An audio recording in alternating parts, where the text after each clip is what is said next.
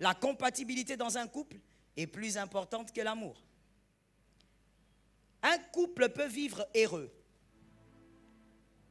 en s'estimant, pas en s'aimant. L'estime et l'amour, c'est deux choses différentes. Un couple peut vivre heureux en s'estimant, sans amour, avec compatibilité. Ce couple vivra longtemps. Ce couple vivra heureux. Mais il est impossible de vivre heureux longtemps dans un couple avec amour sans compatibilité. C'est impossible. L'amour ne comblera jamais l'incompatibilité. Quand on est incompatible, même quand on aime, ça ne changera pas la différence qui vous sépare. Ça ne va pas arranger les choses parce que l'on s'aime. Cette incompatibilité finira par vous détruire. Tu ne peux pas supporter l'incompatibilité au nom de l'amour. Ça finira par vous détruire. Dis à ton âme, je refuse d'être détruit. Avec compatibilité, ce couple vivra longtemps. Ce couple vivra heureux. Mais il est impossible de vivre heureux longtemps dans un couple avec amour sans compatibilité. C'est impossible. Shalom bien-aimé dans le Seigneur Jésus-Christ. Aujourd'hui, la servante de Dieu, pasteur Joël Gloria Cabassel, pasteur responsable de l'église Assemblée évangélique Nouvelle Alliance de Kinshasa, parle de la compatibilité en couple qui est plus importante que l'amour. C'est quoi la compatibilité dans un couple? Comme le dit la définition du Larousse, la compatibilité est le fait d'être en accord avec quelque chose d'autre. Ici, en amour, ce sera donc avec son partenaire. La rencontre de deux êtres qui s'aiment est toujours sans nuage. Mais pour durer, un couple doit partager des valeurs communes tout en permettant à chacun de préserver ses différences. Et qui dit compatibilité sentimentale dit décrypter votre couple et comprendre votre relation amoureuse. Goût, désir, projet, amour. Les tests de personnalité ont pour but de trouver quelqu'un avec qui la relation pourra fonctionner sur la durée tant au niveau du caractère que des attentes. Mais l'amour se trouve-t-il réellement en cochant des cases? Pas franchement. Les fameux tests de compatibilité sont une imposture à 95%. Comment savoir si on est compatible? Êtes-vous fait l'un pour l'autre ou votre histoire est-elle vouée à l'échec? Quel est le secret d'un couple qui dure? Êtes-vous un couple harmonieux? Suivez tout de suite la servante de Dieu Joël Cabassel. Abonnez-vous, aimez et partagez afin d'apporter l'évangile de Jésus-Christ aux nations. Que la bénédiction de Dieu soit votre partage dans le nom puissant de Jésus-Christ. Amen. Genèse 29, 31. Genèse 29, 31. La Bible dit clairement que Léa n'était pas aimée. Et Dieu rendit Léa féconde parce qu'elle n'était pas aimée. Que quelqu'un me dise, elle n'était pas aimée. Mais entre Léa et Rachel, qui est resté dans ce mariage-là longtemps? Les lecteurs de la Bible sont venus ou ils sont restés? C'est Léa ou c'est Rachel? Jacob était amoureux de qui? Mais Rachel est partie. Et non seulement elle est partie, mais même en étant dans ce mariage, elle n'était pas heureuse. Parce qu'elle n'avait pas d'enfant. Elle était tout le temps stressée. Quand vous lisez l'histoire de Rachel, vous vous rendez compte qu'elle était tout le temps sur le qui-vive. Elle était tout le temps stressée. Mais la Bible dit Léa n'était pas aimée. Mais c'est elle qui a vécu avec Jacob. C'est elle qui a vécu longtemps. Pourquoi? Parce qu'entre Jacob et Léa, écoutez bien, entre Jacob et Léa, il n'y avait pas d'amour. Mais il y avait la compatibilité. Il n'y avait pas d'amour. Jacob n'a jamais été amoureux de Léa. C'est Léa qui était amoureuse de Jacob. Mais il y avait la compatibilité. Rachel, ça n'a pas duré parce que Rachel est morte. Mais même au vivant de Rachel, la Bible démontre que Rachel n'était pas compatible à Jacob. Parce que Rachel était incapable même d'adhérer aux valeurs de Jacob. Est-ce que quelqu'un se rappelle de ça? Genèse 31, 34. Genèse 31, 34. La Bible révèle comment Rachel était toujours attachée aux idoles de son père. Et donc, Léa arrive à rester avec un homme longtemps, en paix, parce qu'ils étaient compatibles. Rachel, ça n'a pas été le cas, parce qu'il y avait un problème de compatibilité. Voilà le piège de plusieurs jeunes. Et je crois que plus de la moitié qui sont ici sont dans ce piège. Quel est votre piège? Vous souffrez du syndrome de Jacob. C'est-à-dire, tu es amoureux de quelque chose qui ne t'aime pas. Tu es amoureux, tu es amoureuse d'une chose qui ne veut pas de toi. Je ne dis pas que la fille n'est pas amoureuse de toi. Je ne dis pas que cet homme n'est pas amoureux de toi. Vous deux, les êtres humains là, vous êtes amoureux. Mais c'est votre relation qui vous refuse. Do you understand what I'm talking about? C'est-à-dire que vous deux là, vous vous aimez. Frère, tu t'appelles comment? Joseph. Joseph et Niclette s'aiment. Hein?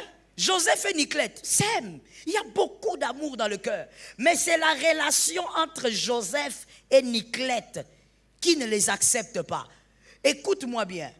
Vous pouvez être amoureux l'un de l'autre, mais votre relation, la chose qui fait que vous soyez ensemble là, cette relation-là, c'est aussi une entité.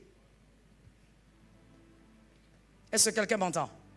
C'est-à-dire, tu peux aimer Niclette, tu peux aimer Joseph, mais le problème, c'est que votre relation vous vomit. Pourquoi la relation vous vomit? Vous n'êtes pas compatibles. Vous ne pouvez pas vivre ensemble, si tu veux que je descende encore, compatible là. Vous n'arrivez pas à vivre ensemble. Vous n'arrivez pas à vous comprendre. Vous n'êtes pas compatibles. Et donc, c'est le syndrome de Jacob. Tu es amoureux, mais tu refuses de voir que vous n'êtes pas compatibles. Beaucoup de jeunes sont dans ça.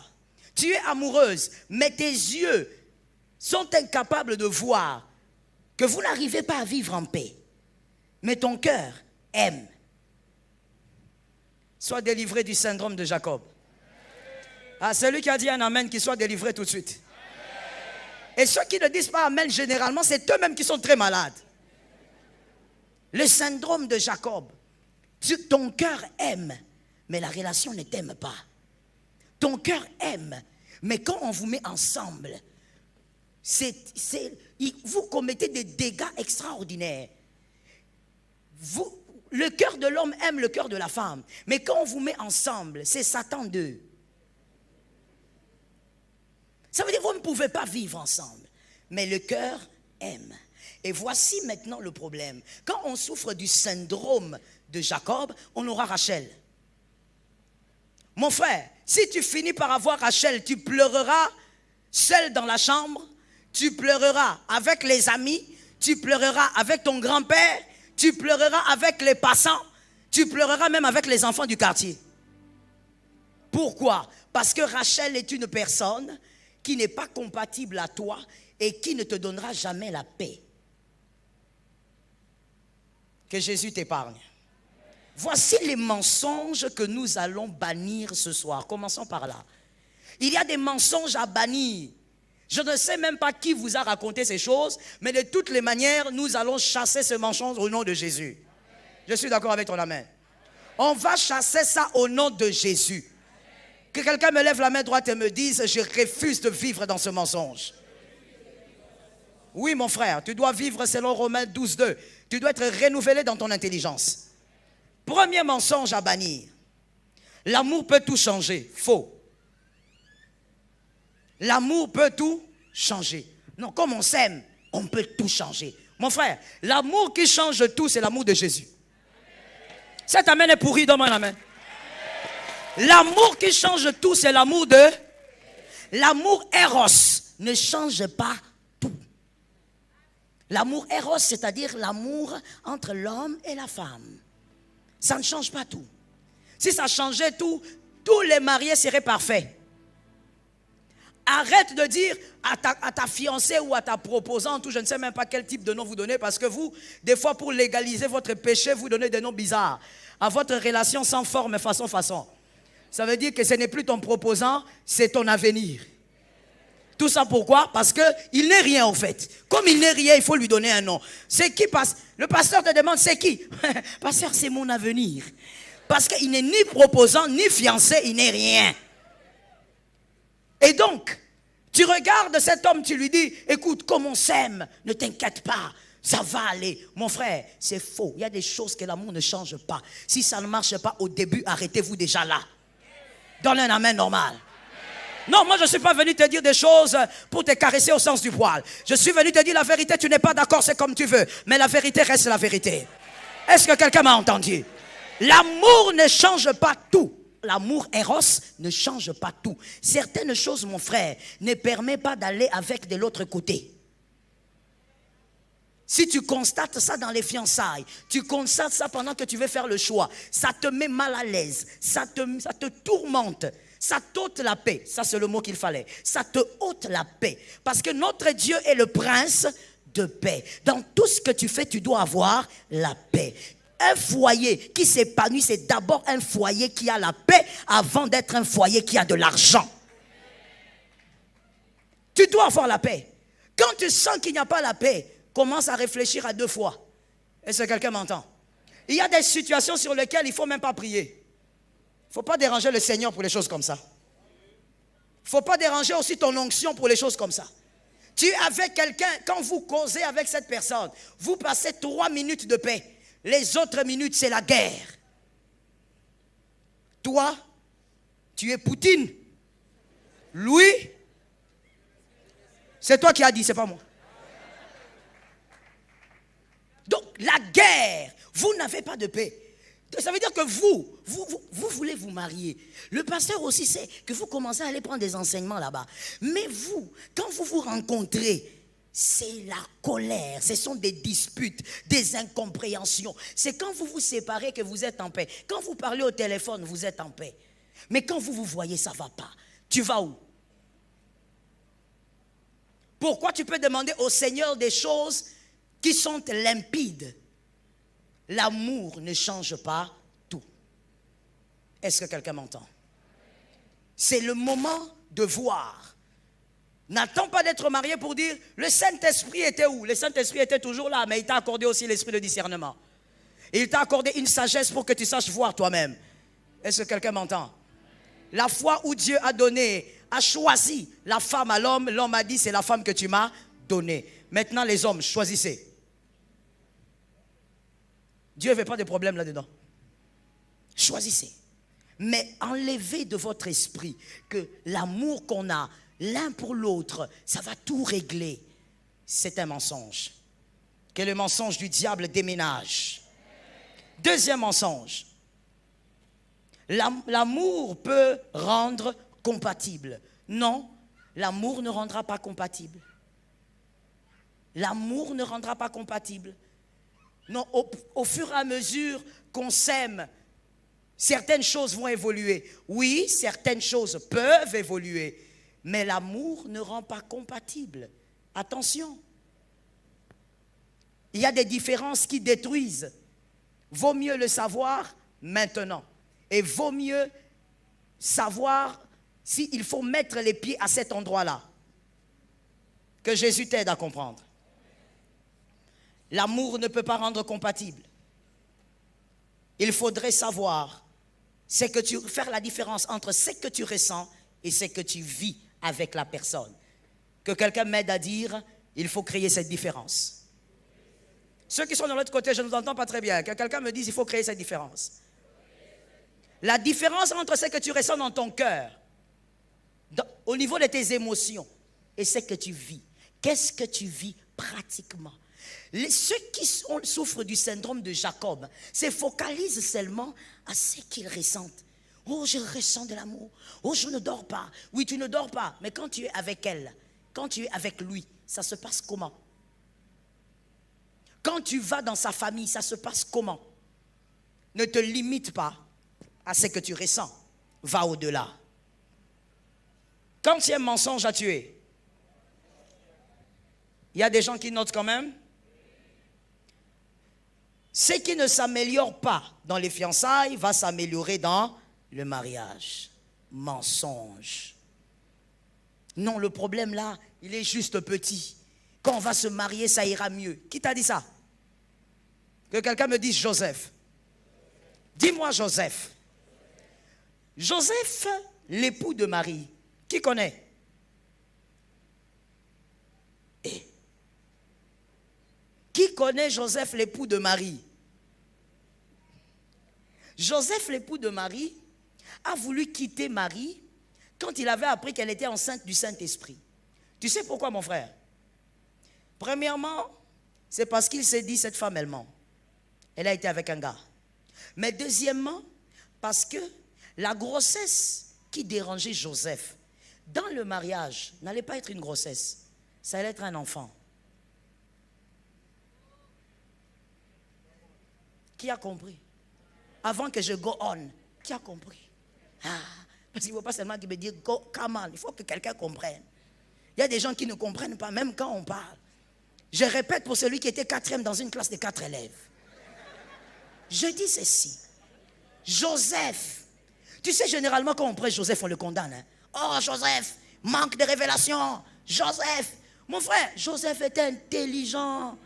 Joseph a regardé et dit, elle est enceinte, ça me dérange. Mais quand on va se marier, ça ne sera pas un fœtus, ça sera un enfant. Ce qui te dérange dans les fiançailles va grandir dans le mariage. Ce qui te dérange avant même de se fiancer va s'amplifier dans le mariage. Tu vois les faibles tares que tu constates avant le mariage, ça s'amplifie dedans. Tu sais pourquoi? Parce que dans le mariage, il y a maintenant la cohabitation et l'accoutumance. Est-ce que quelqu'un m'entend? La sœur là, qui avait l'habitude de manger des chips comme ça. Vous me voyez? Dans le mariage. Ça veut dire que l'habitude fait que ce qui était caché aussi soit révélé. Il n'y a plus rien à cacher. Même ce que tu avais l'habitude de faire un peu softement, ça va se dévoiler parce qu'il y a l'accoutumance. Ne commets jamais l'erreur, et que le diable soit loin de toi, de croire que la petite chose qui te dérange dans les fiançailles va disparaître dans le mariage. Ça va s'amplifier. Alors sors de ce mensonge-là. Ne souffre pas du syndrome de Jacob. Même quand ton cœur est amoureux, que tes yeux voient. J'ai toujours dit aux jeunes ceci. Vaut mieux savoir là où tu mets les pieds que de croire que tu mets les pieds à un lieu alors que ce n'est pas ça. Il faut connaître la vérité et sois libre de faire ton choix. Est-ce que quelqu'un m'entend bien? Tu dois connaître la vérité de là où tu vas. Mon frère, ce qui te dérange aujourd'hui va te déranger doublement à l'intérieur. Alors que Dieu t'aide à bien voir. Ce mensonge, tu dois le sortir de ta tête. Ne crois pas que être ensemble va forcément changer les choses. C'est le 40e mensonge. Nous allons vers le 40e maintenant. 4e. Parce qu'il m'aime, il va m'accepter comme je suis. Parce qu'elle m'aime, elle va m'accepter comme je suis. Il y a des hommes comme ça. Il y a des garçons comme ça. Il dit, comme elle m'aime, elle doit m'accepter comme je suis. Et il y a des filles aussi qui se consolent avec des phrases comme ça. Parce qu'il m'aime, il doit me prendre comme je suis. Écoute mon frère, écoute très bien. Écoute bien cette sagesse. Un homme intelligent, une femme intelligente, refuse d'épouser quelqu'un pour qu'il reste comme il est. Est-ce que quelqu'un m'entend? Une personne intelligente aime l'amélioration. C'est-à-dire, même lorsqu'on épouse une personne, on espère voir la personne s'améliorer. Celui qui veut t'épouser pour que tu restes comme tu es n'est pas épousable. L'homme qui veut t'épouser en te disant « je veux que tu restes comme tu es », c'est un homme dangereux, il n'a aucune vision, il n'est pas épousable. Un homme qui doit t'épouser, c'est l'homme qui te regarde, qui te dit « écoute, je connais tes défauts, je connais tes qualités et je crois que tu deviendras meilleur. » Je te pose aussi pour la personne que tu deviendras demain. Est-ce que quelqu'un m'entend bien? Et donc, fais attention avec ce mensonge. Non, celui qui m'aime vraiment va me prendre comme je suis. Ma soeur, sors de cette histoire. Tu es arrogante, change de caractère. Oh non, celui-là, il est parti. Andrews. Vous avez des Andrews ici? Andrews est parti, ce n'est pas un problème. S'il est parti, c'est parce qu'il ne connaît pas ma valeur. Moi, l'homme qui va me choisir, il va me choisir comme je suis. Ma soeur, tu es impoli, il faut changer. Ok? Oui, il ne faut pas te consoler en disant, non, on doit me prendre comme je suis. On ne doit pas te prendre comme tu es. Améliore-toi un peu. Volume. J'ajoute le volume. On ne doit pas te prendre comme tu es, ma soeur. Change un peu ton caractère sale là. Tu as accumulé maintenant 50 ex. C'est le temps maintenant d'arrêter avec les ex. La page des ex doit tourner. Commence maintenant à être sérieuse avec ton caractère.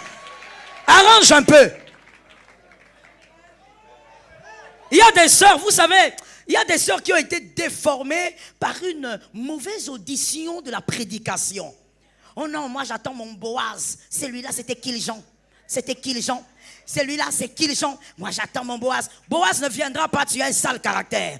Tu es impoli, tu réponds mal aux gens. Tu ne sais même pas saluer les gens. Quand on te salue, tu regardes les gens de haut. Tu dois d'abord commencer par changer ton caractère. J'étais en train de dire, change ton caractère. Tu me donnes un amen, je parle. J'étais en train de dire, change ton caractère. Sors un peu de ce couloir bizarre.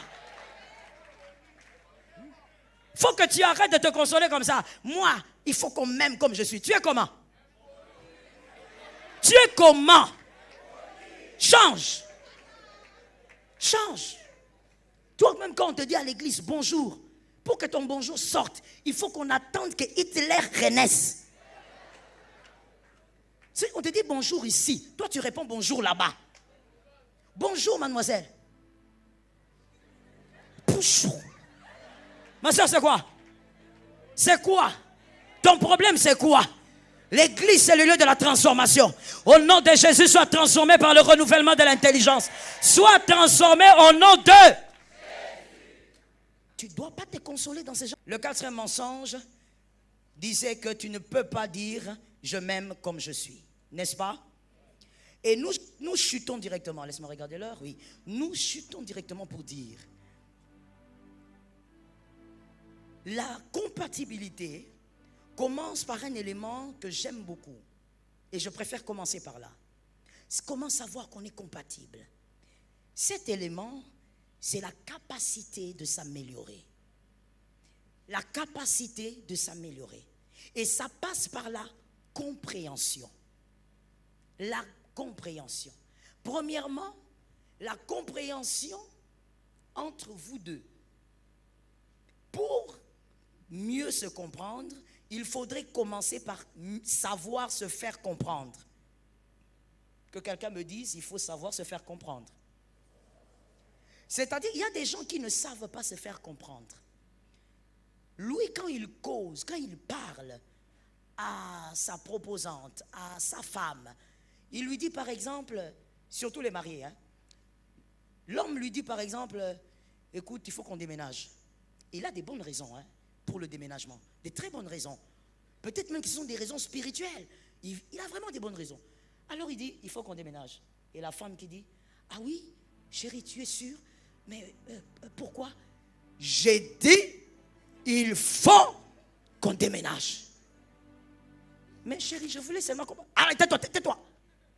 Il y a des gens qui sont incapables de se faire comprendre. Et il y a aussi des femmes qui sont incapables de se faire comprendre. Elles cachent ça par le silence. Quand elle dit une chose une fois, l'homme a l'air de ne pas comprendre, elle ne parle plus. Elle se tait. Au fait, c'est l'incapacité à se faire comprendre. Tu dois avoir la capacité de te faire comprendre, de nous communiquer ce qui est dans ta tête et de nous faire comprendre que c'est ce qui est bon. Lorsqu'on a la capacité de se faire comprendre, on est capable donc de vivre dans la compréhension. Lorsqu'on ne se comprend pas, où est-ce que vous allez? Tout cogite autour de la communication. Lorsque vous ne comprenez pas, vous voulez vous marier pour aller où? Il est normal que deux personnes différentes aient des moments d'incompréhension. Même dans le mariage, il y en a d'ailleurs. Mais écoute, sur 7, tu ne peux pas avec une fiancée, un proposant ou même un avenir. Oui, parce que ce sont des noms, des nouveaux noms. Tu ne peux pas sur 7 être en paix seulement 2 jours. Les autres jours, c'est la guerre. Les autres jours, on crie. Les autres jours, on préfère. Il y a même des personnes, moi j'ai connu ça en tant que pasteur, il y a des couples, mais pour le cas dont je veux parler, gloire à Dieu, ils ne se sont pas mariés. Ça veut dire que eux, ils étaient fiancés déjà. Ça veut dire même la famille connaissait et tout ça. Ils avaient déjà fait la prédote. Eux, quand ils se disputaient, ils se bloquaient. Ils se bloquent sur les réseaux. Ça veut dire que la femme bloque, l'homme aussi bloque de l'autre côté. Après une semaine, ils se débloquent.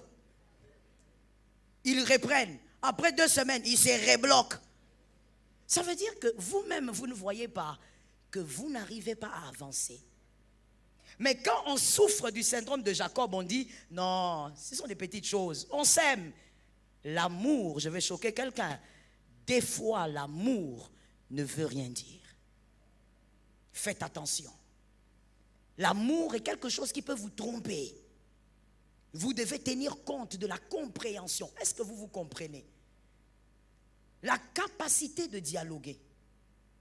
Il y a des personnes tellement introverties qui n'arrivent pas à dialoguer de manière très ouverte. Ces personnes-là ont besoin aussi d'un type d'homme ou d'un type de femme. La communication. Si dans la communication ça ne passe pas, faites attention à là où vous allez. Est-ce que quelqu'un me capte? Il y a des personnes d'ailleurs, quand elles communiquent bien, vous êtes amoureuses, hein? Mais quand vous communiquez bien, c'est quand il y a la 3e personne. Comme Adam et Ève, le serpent. Donc vous, il faut une 3e personne. Mademoiselle, laisse-moi un peu te poser une question. Si tu as vu ce que j'ai dit là, commence à prier et commence à trouver les chemins. Ok? Trouve-toi les chemins. Lorsque tu causes avec ton proposant, ton avenir, vous parlez. Quand son ami vient, il se lâche. Il éclate des rires. Il est plus joyeux avec son ami qu'avec toi. Où est-ce que tu vas? Maintenant, regardez comment vous les filles, vous vous consolez bizarrement. C'est normal, c'est son ami d'enfance. Même si c'est son ami d'enfance, toi tu es son ami d'aujourd'hui. Ah mais oui, l'ami d'aujourd'hui, donc il doit se sentir mieux avec toi qu'avec ses amis d'enfance. Mais toi tu remarques que quand son ami d'enfance vient, oh mon ami, des fois même il y a des hommes, vous savez, des hommes extravertis qui parlent trop, vous savez non? Ah ouais, ils sont à côté de vous là. Donc ils parlent tellement trop qu'ils ne se contrôlent pas. Quand il cause avec toi, il est là, ouais tu sais, vraiment 2023 il faut qu'on se marie. Dès qu'il voit son ami, oh mon frère, comme je te vois, je sens la vie. Il ne se rend même pas compte que la proposante est là. Il sent la vie. Et il a dit la vérité. Quand il est avec les autres, il est mieux que quand il est avec toi. Écoute-moi, toi qui es engagé avec quelqu'un, parce que je sais que tu es là. Est-ce que si on enlevait votre amour, la compagnie de cette personne est plaisante? Est-ce que vous pourrez rester à causer pendant des heures à rire? Si on enlevait l'amour, vous pourrez? Si la réponse est non, tu dois réfléchir. Parce qu'en réalité, avant d'aller dans un mariage et s'assurer que la communication sera bonne, il faudrait être en relation avec un ami. Ton proposant doit devenir un ami. Quand je dis être un ami, ça ne veut pas dire que tu dois aller draguer ton ami quand tu avais 7 ans. Il y a toujours des hommes qui n'entendent pas bien. Ils vont sortir d'ici. Le pasteur avait dit, il faut que ce soit une amie. Où est mon ami quand j'avais 8 ans? Je n'ai pas dit ça. J'ai dit, même quand tu courtises la fille, même si tu l'as courtisée hier, mais tu remarques qu'au-delà de l'amour, c'est une amie. Tu peux passer des heures à causer avec elle et c'est plaisant. Si tu ne tiens pas compte de ça aujourd'hui, mon frère, tu vas ressembler à ces mariés-là, qui sont mariés, mais qui ne causent jamais. Ils ne causent que quand il faut évoquer 3 choses. Premièrement, les enfants, les frais scolaires. Deuxièmement, la SNEL. Vous connaissez, non? La snelle nous fait souffrir. Hein? La snelle. Troisièmement, c'est dans les lieux secrets, dans l'obscurité. Là, il cause même pas, il dit seulement, je t'aime. Non, tellement aussi qu'il ne cause pas, même là-bas aussi. Réponds-moi, ne fais pas semblant, frère. Tellement qu'ils n'ont pas l'habitude de causer, même là-bas aussi. Mais si tu épouses une personne, avant même le mariage, quand elle n'est pas là, sa compagnie te manque. C'est pas que l'amour, c'est-à-dire toi et lui, vous avez une relation d'amitié. Vous blaguez comme des amis. Vous aimez être ensemble. Quand vous allez vous marier, même si le problème est très chaud, vous finirez par dialoguer. Est-ce que quelqu'un m'entend bien? Même si c'est grave, vous allez dialoguer. Et encore, dans les lieux obscurs, ça sera de la musique. Vous allez chanter. Regarde comment elle fait semblant. Regarde. Je l'ai attrapée. Elle fait semblant. Les filles. Qui vous a fait ça? La manière dont la fille a fait semblant. Quand je parle des lieux obscurs, elle est là comme ça. Alors qu'elle maîtrise la situation. Peut-être même qu'elle a un master dans l'événement. Mon frère, regardez déjà.